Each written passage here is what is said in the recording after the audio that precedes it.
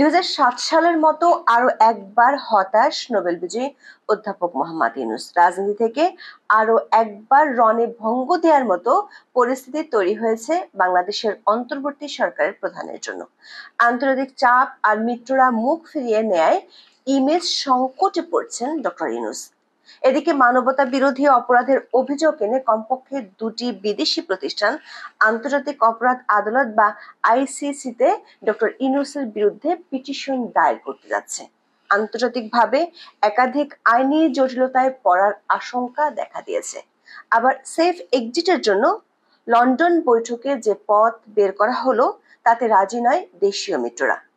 মধ্যে সব মিলিয়ে নিজের রাজনৈতিক ক্যারিয়ারের দ্বিতীয় ইনিংস গুটিয়ে নেয়ার ব্যবস্থাটা জটিল হয়ে পড়ছে অধ্যাপক ইউনূসের জন্য। বিস্তারিত জানতে আপনাদের সামনে হাজির করব কিভাবে 1-11-এর সময় কিভাবে তার মিত্ররা সরে গেলে তিনি হতাশ হয়ে পড়েছিলেন। চলুন যাওয়া যাক বিশ্লেষণে।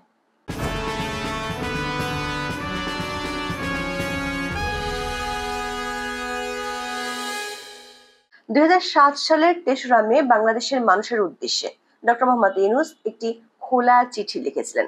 সেই চিঠির একটি লাইন ছিল এরকম: যাদের সঙ্গে পেলে জনগণের সামনে একটি সবল ও উজ্জ্বল বিকল্প রাখা সম্ভব হতো তাদের আমি সঙ্গে পাচ্ছি না। নোবেল পাওয়ার ৫ মাসের মধ্যে তিনি রাজনৈতিক ক্যারিয়ার শুরুর যে তৎপরতা দেখিয়েছিলেন সেটি শেষ করে দিয়েছিলেন এই চিঠির মাধ্যমে। ২০০৭ সালের ১১ ও ২২ ফেব্রুয়ারি ২ দফা দেশের মানুষের কাছে খোলা চিঠি দিয়ে বলেছিলেন তিনি রাজনৈতিক দল করতে যাচ্ছেন যার নাম নাগরিক শক্তি। ওই বছরের ৩রা মে আরেকটি চিঠিতে রাজনীতির প্রথম ইনিংসের ইতি টেনেছিলেন তিনি। দৈনিক প্রথম আলোর খবরে তখন বলা হয়েছিল, দল গঠনের ঘোষণা দেওয়ার পর তার কাছে স্পষ্ট হতে থাকে যারা তাকে উৎসাহ দিচ্ছেন তারা নিজেরা রাজনীতিতে আসবেন না, প্রকাশ্যে সমর্থনও দেবেন না, এমনকি যারা রাজনৈতিক দলে আছেন তারাও এই মুহূর্তে দল ছেড়ে আসবেন না। প্রথম ইনিংস ২০০৭ সালে শেষ হলেও ২০২৪ সালের ৮ই আগস্ট ডক্টর ইউনূস দ্বিতীয় ইনিংস শুরু করেন। তার নিয়োগকর্তা হিসেবে বৈষম্য বিরোধী ছাত্রদের সমর্থন নিয়ে এই যাত্রা শুরু করেছিলেন। পরে তারা ডক্টর ইউনূসের উৎসাহে গঠন করে নতুন দল এনসিপি। আবার ২০০৭ সালে 1-11-এর পর যে বিএনপি জামাতের বিরুদ্ধে প্রকাশ্যে বক্তব্য দিয়েছিলেন, ২০২৪ সালে তারা হয়ে যায় অধ্যাপক ইউনূসের মিত্র। কিন্তু ১০ মাসের মধ্যেই ডক্টর ইউনূসের যাত্রাপথে বড় বড় অনেক গর্ত তৈরি হয়েছে। কয়েক মাসের মধ্যেই চির ধরে ইমেজে। তার সরকার ক্রমেই হতে শুরু করে একপক্ষীয়, দূরত্ব বাড়ে মিত্র বিএনপির সঙ্গে। সদ্য গড়ে ওঠা জাতীয় নাগরিক পার্টির নেতাদের পরোক্ষ হস্তক্ষেপে প্রশাসনিক ব্যর্থতা হয়ে ওঠে স্পষ্ট। আর জুলাই আন্দোলনের অন্যতম নিয়ামক সেনাবাহিনীর ভেতরেও দেখা দেয় সন্দেহ ও দ্বিধার আভাস। ক্ষমতার বাঘের পিঠে সওয়ারি ইউনূসের দরকার, তাই সেফ এক্সিট। তার জন্য দরকার প্রধান রাজনৈতিক শক্তির সঙ্গে সমঝোতায় পৌঁছে একটি গ্রহণযোগ্য নির্বাচন আয়োজন করে সম্মানজনক প্রস্থানের পথ তৈরি করা। সে লক্ষ্যে লন্ডনে ডক্টর ইউনূস ও তারেক রহমানের মধ্যে ১৩ জুন বৈঠক হয়। ডিসেম্বর নাকি এপ্রিলে নির্বাচন হবে তা নিয়ে যে গন্ডগোল বেঁধেছিল সেটি থেকে সরে এসে ফেব্রুয়ারিতে নির্বাচন হওয়ার সম্ভাবনা জেগেছে বৈঠকের পর। কিন্তু ডক্টর ইউনূস দেশে ফেরার আগেই তার বড় দুই মিত্র এনসিপি ও জামাত ইসলামী এমন যৌথ সিদ্ধান্তকে তুলোধুনো করেছে। তাদের বার্তা পরিষ্কার, শুধু বিএনপির সাথে বৈঠক করে সরকার কোনো যৌথ সিদ্ধান্ত দিতে পারে না। এমন বার্তায় ইউনূস সরকারের পক্ষে সহসা নির্বাচন কমিশনকে কিছু বলা সম্ভব হচ্ছে না। কোনো বার্তা যে নির্বাচন কমিশনের কাছে পৌঁছায়নি সেটিও পরিষ্কার করেছেন প্রধান নির্বাচন commissioner AMM Nasir Uddin.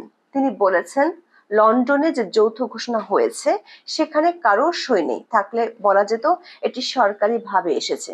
CEC আরো স্পষ্ট করে বলেছেন, ভোটের ৮-১০ মাস আগে নির্বাচনের সুনির্দিষ্ট তারিখ এ মুহূর্তে ঘোষণা সম্ভব নয়। এর অর্থ হলো নির্বাচন নিয়ে কোনো বার্তা সরকারের পক্ষ থেকে নির্বাচন কমিশনের কাছে যায়নি। খবর হলো নির্বাচন কমিশন উল্টো সরকারের কাছ থেকে কোনো বার্তা না পেয়ে ইশরাক হোসেনের মেয়র হিসেবে শপথ পড়ানোর বিষয়ে কোনো সিদ্ধান্ত নিতে পারছে না। ঈদের ছুটির পর ইশরাকের সমর্থকেরা আবারও নগর ভবন অচল করা শুরু করলেও সরকার নীরবে থাকছে। জামাত এবং এনসিপি নেতারা বলছেন নির্বাচন কবে হবে সেটি সরকারকে সহসা ঘোষণা করতে দেয়া হবে না। ইউনূস তারেক আলোচনায় তিনটি কিন্তু রয়েছে: বিচার, সংস্কার আর প্রস্তুতি। এই তিনটি ব্যাপারে অগ্রগতি হলে কেবল ফেব্রুয়ারিতে নির্বাচন। এর যে কোনো একটি কারণকে সামনে রেখেই তো ঘোষণা হতে পারে প্রত্যাশামতো অবস্থার উন্নতি হয়নি, সুতরাং পিছিয়ে যাবে নির্বাচন। সংস্কার নিয়ে ঐকমত্য কমিশন তৃতীয় দফার বৈঠক ডেকেছে 17 জুন। সেখানে বৈঠকে সংবিধানের 70 নম্বর অনুচ্ছেদ, স্থায়ী কমিটির সভাপতির মনোনয়ন, নারী প্রতিনিধিত্ব, দ্বিকক্ষ বিশিষ্ট সংসদ ও প্রধান বিচারপতি নিয়োগ প্রক্রিয়া নিয়ে জামাত, এনসিপি এক সুরে কথা বলবে, জটিল করে তুলবে পরিস্থিতিকে। তারেক রহমানের সাথে বৈঠকের পর লন্ডন সফরকে সরকারের পক্ষ থেকে ব্যাপক সফল বলে প্রচার করা হচ্ছে, কিন্তু আন্তর্জাতিকভাবে এমন ইমেজ সংকটের সফর গত 10 মাসে আর একটিও হয়নি। সরকারি সফর বলে দাবি করা হয়েছে তার লন্ডন ভ্রমণকে, কিন্তু ব্রিটিশ প্রধানমন্ত্রী কিয়ার স্টারমার নোবেল বিজয়ীর অনুরোধ না রাখায় আন্তর্জাতিক গণমাধ্যমের প্রশ্নের মুখে পড়েন তিনি। বিবিসির সাংবাদিক রাজিনী বৈদ্যনাথন অধ্যাপক ইউনূসের কাছে জানতে চান, আনুষ্ঠানিক সফর হওয়া সত্ত্বেও ব্রিটিশ প্রধানমন্ত্রী কেন সাক্ষাৎ করেননি। ডক্টর ইউনূস জানেন না কি কারণে সাক্ষাৎ মেলেনি, এমনকি তার সফরসূচিতে ব্রিটিশ পররাষ্ট্রমন্ত্রীর সঙ্গে সাক্ষাতের কথা থাকলেও সেই বৈঠকও হয়নি। ডাউনিং স্ট্রিট কোনো ব্যাখ্যাও দেয়নি।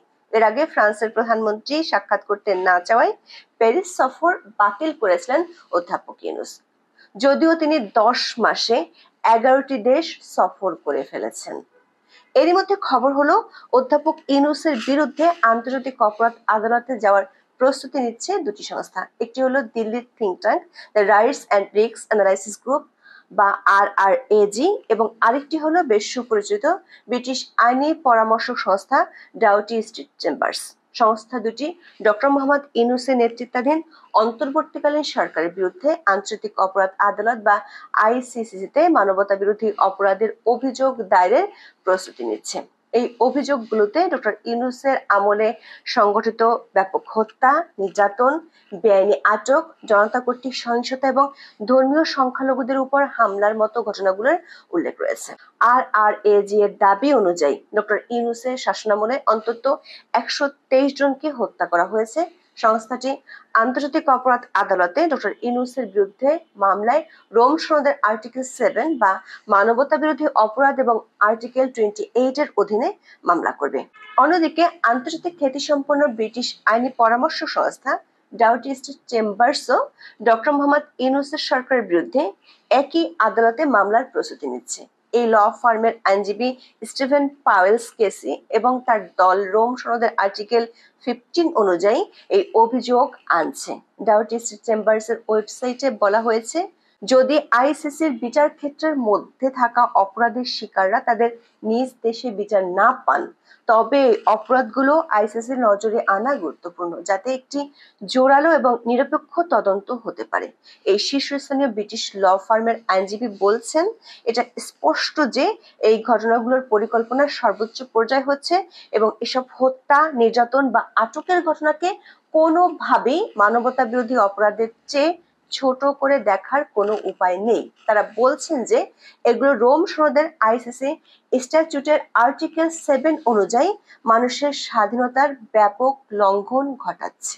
এই আইনি পদক্ষেপের বিষয়টি ডক্টর মোহাম্মদ ইউনূসের আন্তর্জাতিক গ্রহণযোগ্যতাকে প্রভাবিত করছে। সম্প্রতি যুক্তরাজ্য সফরে এসে মোহাম্মদ ইউনূস ব্রিটিশ প্রধানমন্ত্রীর দপ্তরের নাগাল পাননি।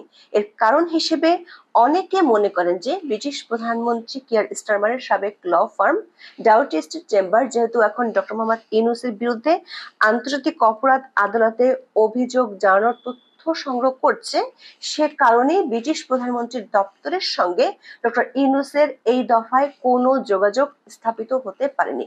ডাউটি স্ট্রিট চেম্বার্সের আন্তর্জাতিক অপরাধ আদালতে বিভিন্ন মামলা পরিচালনায় বিশেষ অভিজ্ঞতা রয়েছে। সূত্রগুলো বলছে, লন্ডন সফরের পর আরো একটি বিষয় ডক্টর ইউনূস ও তার ঘনিষ্ঠজনদের ভাবিয়ে তুলেছে, সেটি হলো অন্তর্ভুক্তিমূলক নির্বাচন করা। আওয়ামী লীগকে নিষিদ্ধের ইস্যুতে চ্যাথাম হাউজে ডক্টর ইউনূসের বক্তব্য খুব একটা জুৎসই হয়নি। তিনি আওয়ামী লীগকে নিয়ে যা বললেন তাতে অনেকেই অবাক হয়েছেন। আওয়ামী লীগকে রাজনৈতিক দল বলা যায় কিনা তা নিয়ে সন্দেহ আছে বলেছেন তিনি। অনেকে প্রশ্ন তুলেছেন, তার এই সন্দেহ কি ধোপে টেকে? যদি আওয়ামী লীগ নিয়ে তার এই সন্দেহ থাকে, তাহলে জামায়াত ইসলামীকে নিয়ে তিনি কিছু বলছেন না কেন? অগস্ট অভ্যুত্থানের চেয়ে অনেক বড় ঘটনা ছিল মুক্তিযুদ্ধ। সেই মুক্তিযুদ্ধে জামাত যে আচরণ করেছিল তাতে তাদেরকে রাজনৈতিক দল বলার অবকাশ আছে? কার বিচার হবে, দলের বিচার নাকি অপরাধীর বিচার? যাদের বিরুদ্ধে সুনির্দিষ্ট অভিযোগ আছে তাদেরই তো বিচার করতে হবে। অপরাধ তো করেছে নির্দিষ্ট মানুষ, সামগ্রিকভাবে দল নয়, তাহলে দলকে ধরে এই টানা হেঁচড়া করা হচ্ছে কেন? এই প্রশ্ন কিন্তু ধীরে ধীরে উঠছে। আর আওয়ামী লীগ যখন জামাতকে নিষিদ্ধ করেছিল তখন সবাই কেন তার প্রতিবাদে সোচ্চার হয়েছিল সে কথা কি ভুলে গেলে চলবে? বিশেষ করে লন্ডনে কমনওয়েলথের সাথে বৈঠকে এই বিষয়টি উঠে এসেছে। ইতিমধ্যে জাতিসংঘের পক্ষ থেকে সব দলের অংশগ্রহণ নিশ্চিত করতে বলা হয়েছে। ব্রিটিশ পররাষ্ট্রমন্ত্রীর বৈঠক বাতিল হওয়ার পিছনে এটি ছিল বড় কারণ। সূত্রগুলো বলছে 10 মাসে ডক্টর ইউনূসের যেসব আন্তর্জাতিক মিত্র ছিল তাদের অনেকেই এখন পিছু হটছে। আবার বিএনপির সাথে সমঝোতা করতে গিয়ে দেশীয় মিত্ররা বিরোধে চলে যাচ্ছে, ফলে ক্রমেই পরিস্থিতি জটিল হয়ে উঠছে।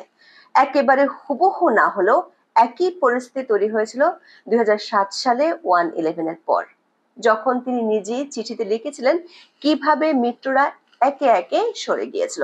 বর্তমান অবস্থায় আগের মতো চিঠির মাধ্যমে নাকি জাতির উদ্দেশ্যে ভাষণে কিংবা শেষমেশ একটা বোঝাপড়া নির্বাচনের মাধ্যমে ডক্টর ইউনূস তার রাজনৈতিক ক্যারিয়ারের দ্বিতীয় ইনিংসের ইতি টানবেন, তার জন্য সামনের কয়েকটি মাস অপেক্ষা করতে হবে। এখন এ পর্যন্ত। সবাই ভালো থাকুন, সুস্থ থাকুন, নিরাপদে থাকুন। দেখা হবে আগামী পর্বে।